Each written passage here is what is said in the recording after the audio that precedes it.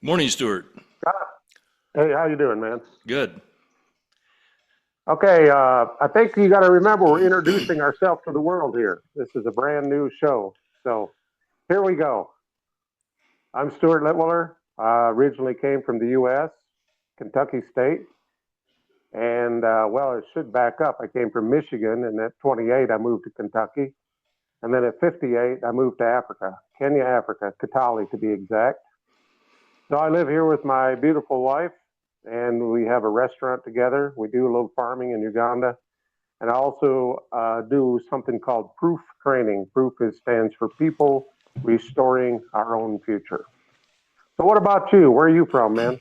I'm from Kansas and living in Colorado now, and have a background in ranching and agriculture, also electrical engineering, and developed interest in this topic that we're going to talk about today called natural law, natural justice.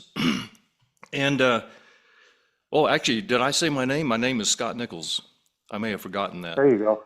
Yeah, we're going to need that probably. So anyway, going years back, about 25 years ago, I was reading an author.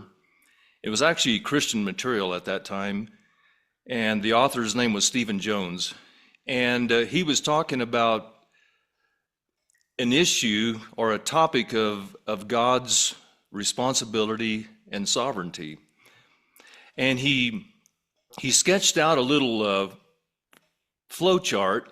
And the way he presented that, he said that if God created us, then He owns us. You own what you create.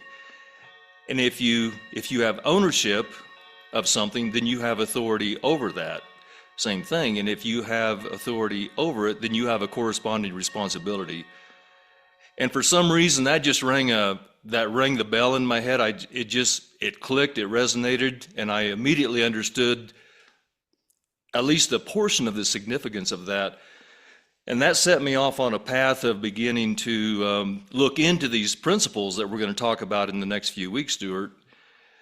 And then that was followed up by another very important event in my life. I was reading a book by Stephen Covey, and the name of the book was Principles. Let me think back here a bit. It was Principle-Centered Living. And in that book, he elucidated or described the difference between values and principles. And those two things set me on my path to become a student of natural justice and begin to study this for the next basically 25 years.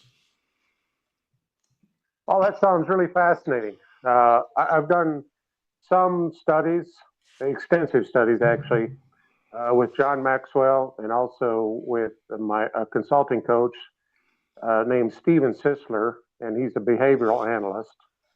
So I always indicate that there's a lot of factors that go into why people do what they do.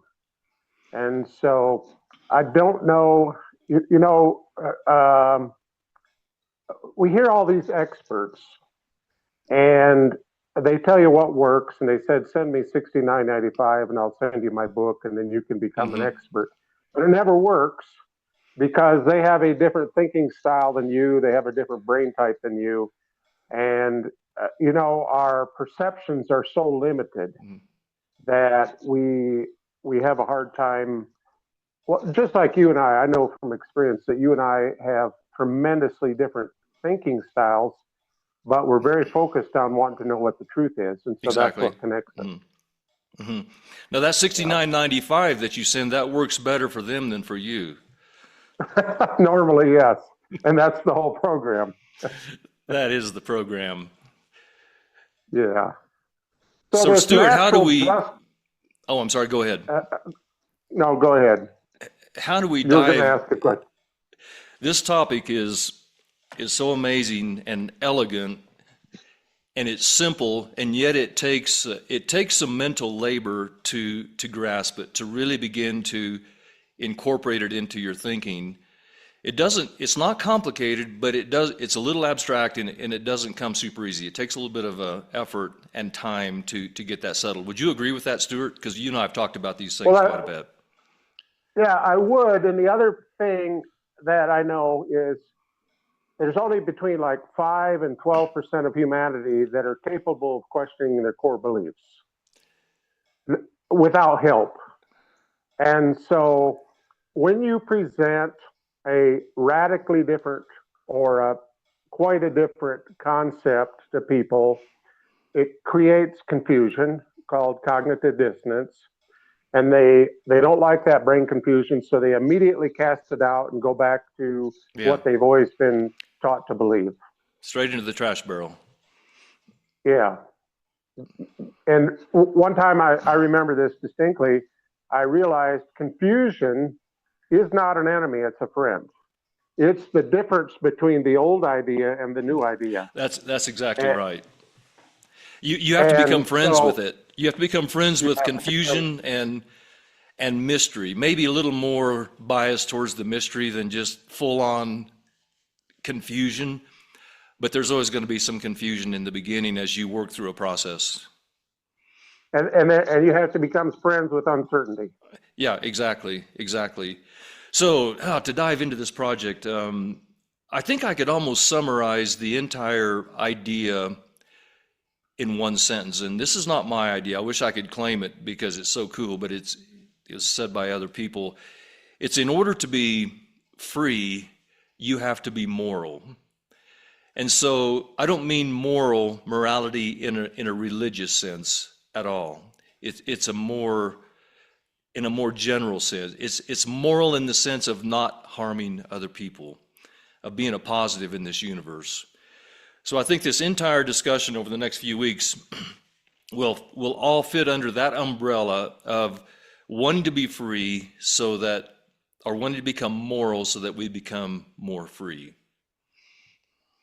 Okay, the way I say that in my training is the truth will set you free, not to do what you want to do, but to become who you were created to become. Because a lot of times these belief systems that we grew up in, they're very confining. Yeah, that's actually a nice segue into an idea is what is the purpose of our existence? Is it to, I'll just use a religious term. Is it to be saved, to go to heaven? Is it, or to Valhalla or whatever? Is it to make a lot of money? If you're not religious, is it to become powerful? What is our purpose? And it would seem to me, and this is only my speculation, is that the highest thing we could ever aspire to is to become the best versions of ourselves that would be possible.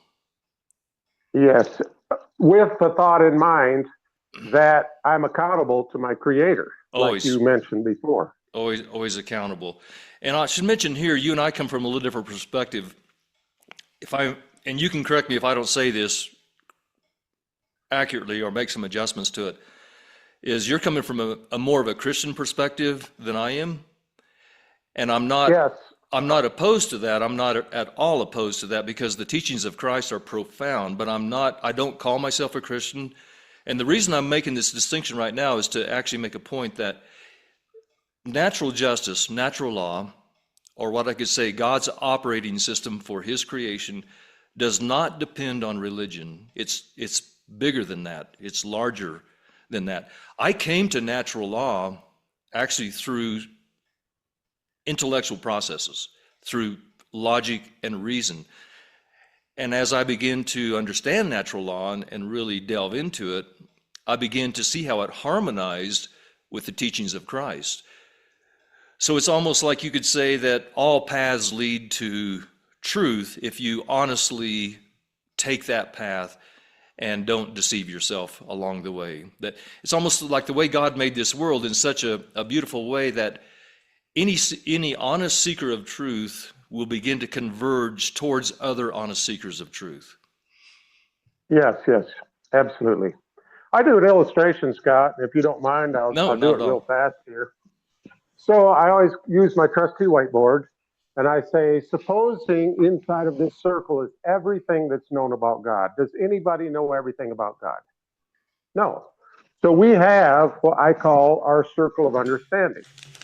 And depending on the size of that understanding is how certain we are. Because the smaller your understanding, the more certain you are that it's right because you don't know of anything else.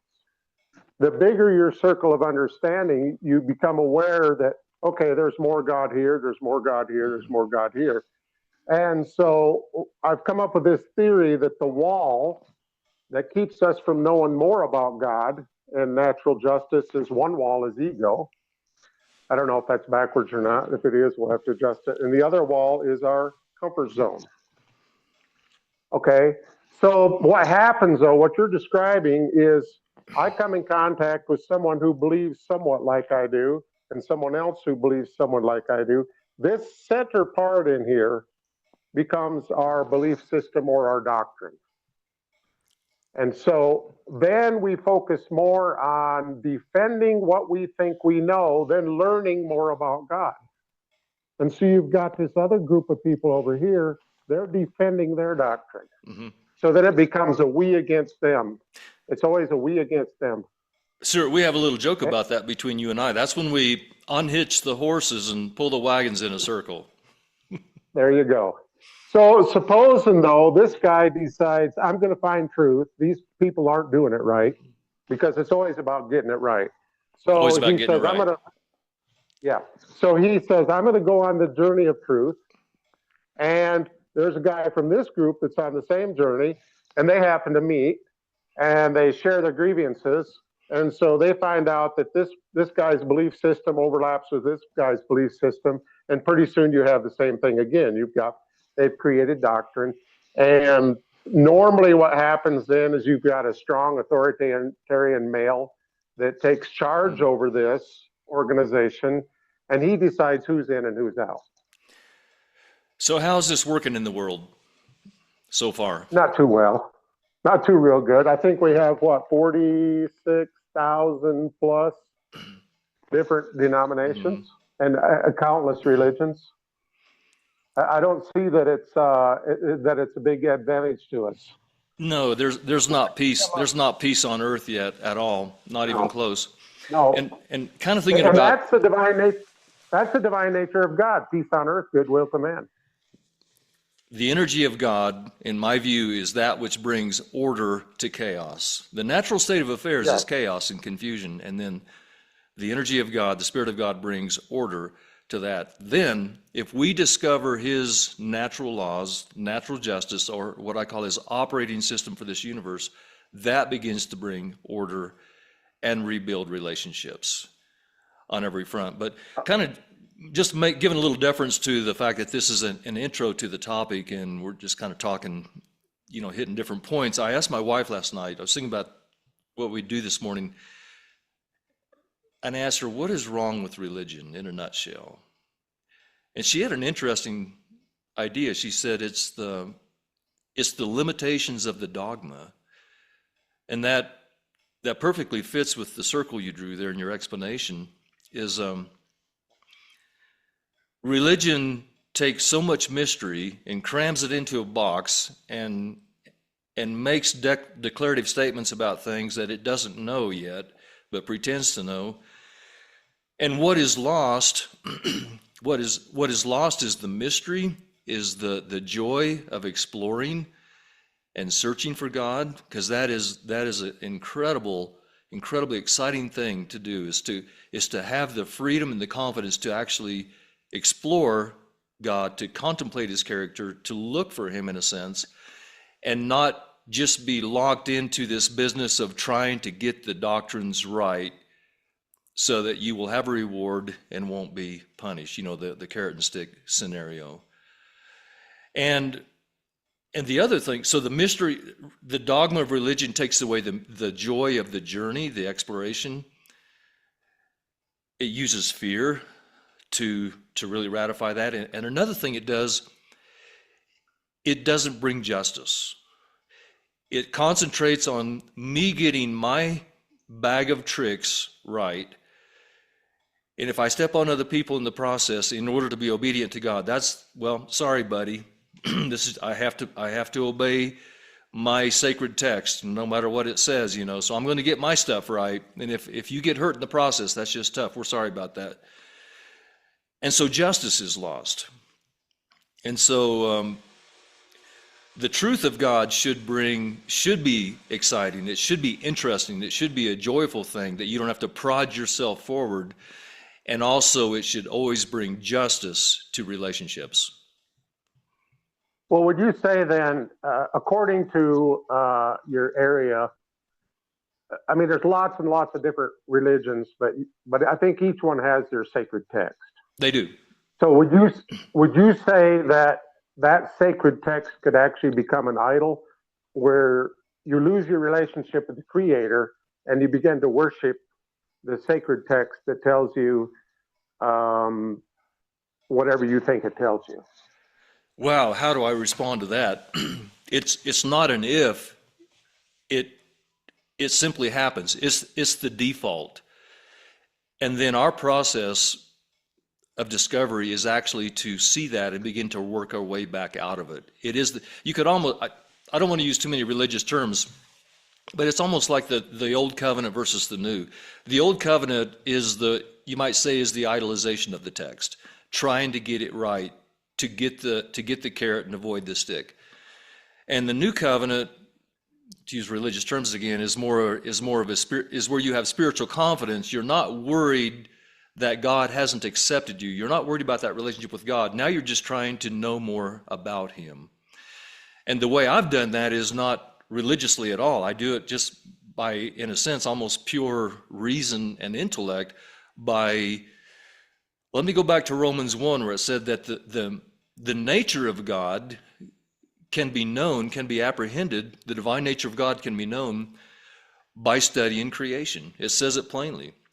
So that's what I've done, and that's how I've come to my understanding of God's operating system for creation or natural justice, is by simply using logic and reason and observing creation and beginning to identify these principles. Once again, I'll go to my trusty whiteboard. Is this backwards? Is that? No, I'm are good. those words Yeah, backwards? we can all read that. Okay. We're good. So in the science of human behavior, people do what they do because of, number one, how they feel. Then they do what they do because of what they believe. And our belief is based on somewhat how we feel. Because sometimes we believe in error. It's not necessarily based on facts. Is that not true? Oh, totally true. Actually, often it's not based on fact. Yeah. Then we do what we do because of what we value. So think about, you value your relationship with your wife, and so it alters your behavior. Then we do what we do because of feedback, but feedback can make you feel bad. So unless you're emotionally intelligent, you're going to kick out the feedback. Absolutely. So you never really grow until you learn to take feedback. Several weeks from now, yeah, Stuart, feedback is one of the principles. It is one of the essential principles. And we'll talk about that maybe in several weeks. And so just we're into this about 20 minutes now, so we might want to begin to taper off and save some for next week or the next session. But we will be discussing in quite a bit of detail the difference between principles and values. And that's what I learned from Stephen Covey in his book, Principle-Centered Living. I had always conflated the two, always treated them as the same. Principles and values are not the same. A lot of people say values and principles. It's an interchangeable idea in their mind, but it's really not, because values they're provincial. They change with the province that you live in. They change with your life circumstances. They change with the religion you're raised with. They change with a medical diagnosis. Your values are all going to change there. They change with something that has happened to you. The principles that we're interested in this podcast are the universal, static, meaning they never change, universal to the world. They're the same. You can't outrun them. You can't get away from them. They're always the same, and they apply everywhere all the time. And then we use those principles to go back and critique our values and discover where our values may have went wrong. And maybe that's a good thing to leave until our next session. Yeah. That sounds very interesting, though, because you're exactly right. Our values change depending on so many factors. And our beliefs change. Mm-hmm. So what we're looking for is what is the divine nature of God Exactly. to direct us. Yeah. That's what we call true north. And it was a little bit of a shock to me to discover that religion, no matter how sacred it is to you, and no matter how much belief and confidence you have in it, is a value system. It's not a set of principles, it's a value system. And that's a bit of a shocker, and that's a hard thing to swallow. Well, I think there's a lot of people who are coming to that realization. I mean, as I travel around,